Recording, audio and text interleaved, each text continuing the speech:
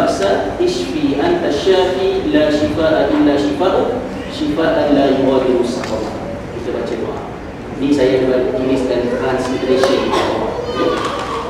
Jadi ini antara benda yang dilakukan oleh Nabi SAW. Rasulullah letak tangan di atas sakit.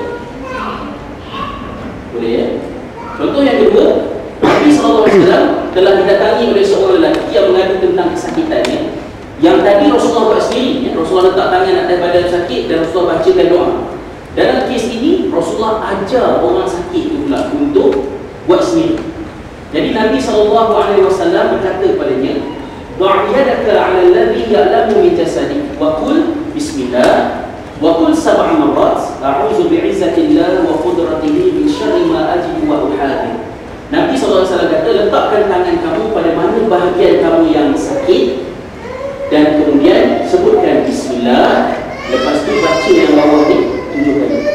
Yang ini Rasulullah ajar kepada orang tu buat semua. Jadi something good saya rasa kalau kita boleh macam berikan benda ni kepada pasien untuk sambil-sambil dia baring dalam keadaan dia berehat tu, maknanya dia buat sendiri benda tu selain pada apa yang boleh ditetapkan untuk dia. Ya? Benda ni penting as a part of perubatan Islam sebenarnya. Saya mencadangkan kalau lah tuan-tuan membuat sudi, kalau sudi lah ya, masuk ke dalam blog saya kan, di saifulislam.com, satu perkataan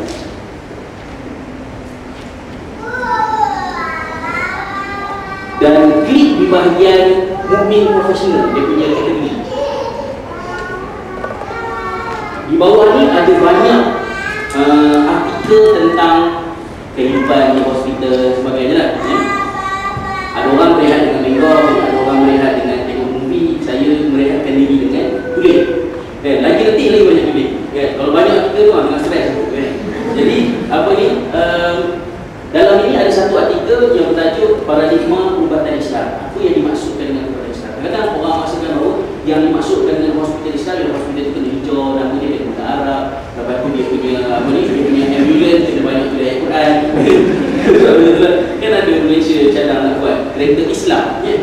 Kan nak buat ada khal apa, ada kiblat, nanti orang kena mayat. Ada khal ada kena mayat kereta Islam. Apalah. Jadi ramai orang yang rasa macam tu. Tapi bila patient pergi hospital-hospital yang sangat kod-kod Islamik ni, tak sembuh, kena infection, tak bersih dan sebagainya, kan?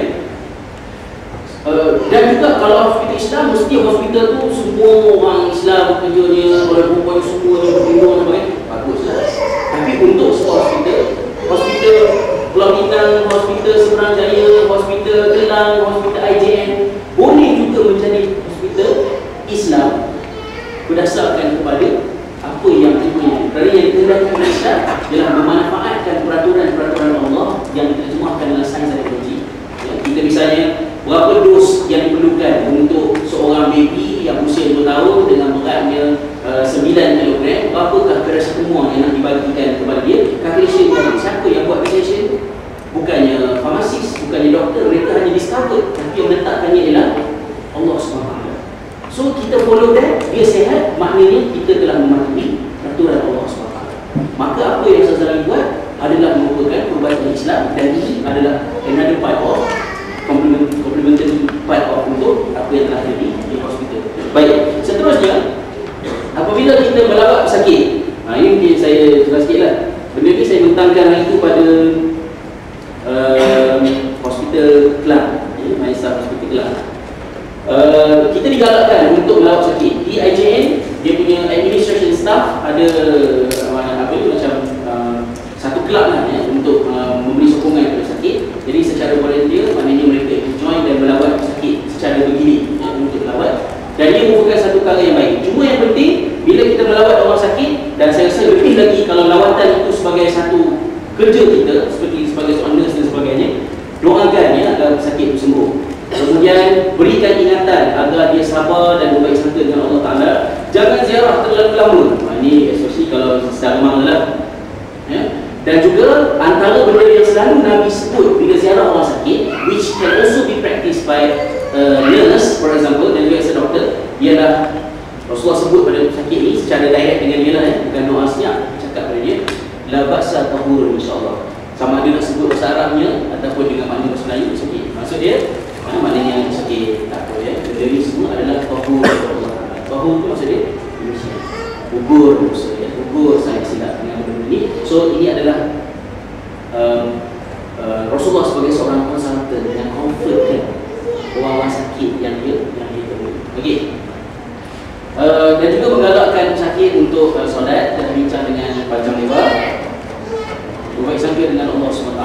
Saya sebutkan tadi. Baik, apabila pasien itu kelihatan sudah begitu nazar dan macam dah nak sampai masanya ya, untuk dia nak meninggal dunia, apa yang ada dalam sunnah to the most yang kita boleh buat ialah kita hadapkan pasien itu ke arah kiblat dalam maksud pasien itu mengiring di atas bahu kanan dia dan dada itu menghadap ke arah kiblat. That will be the best position according to the sunnah of the Prophet Sallallahu Alaihi Wasallam. Di hospital mungkin susah, tapi kalau pasien itu dekat rumah, ahli keluarga kita sendiri, dan jangan kita lupa lah, maknanya benda ni bukan untuk di hospital saja. Dekat rumah kita, banyak pesakit orang yang nazar ni dihadapkan ke kiblat. Kalau nak mengiring menghadap kiblat is not possible, then the second option is to terlentangkan dia, posisi biasa untuk orang sakit, dan menghadap ke arah kiblat. Maknanya kaki dia menghadap kiblat dan letakkan bantal untuk kepala dia diangkatkan sedikit untuk lihat ke arah kiblat. That was what the Prophet SAW reminded us to do whenever we are dealing with dying patient.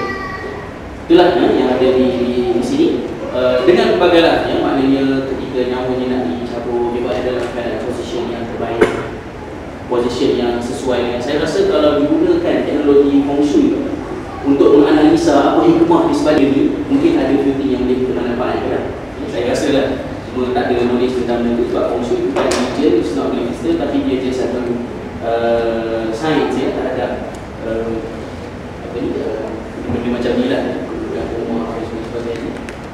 Okey, talqin dan membaca Yasin.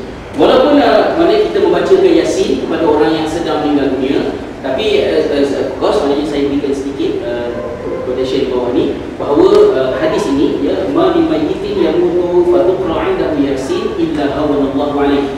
Ya, tidak ada orang yang sedang nazar menuju kematian dan dibacakan Yasin kepadanya melainkan Allah akan meringankan kesakitan ke atasnya. Hadis ini ada sedikit masalah dari segi dia punya kesahihan. Dia diriwayatkan dari Al-Firdaus, daripada Abu Darda dan Abu Dzar, dan hadis ini lemah ya.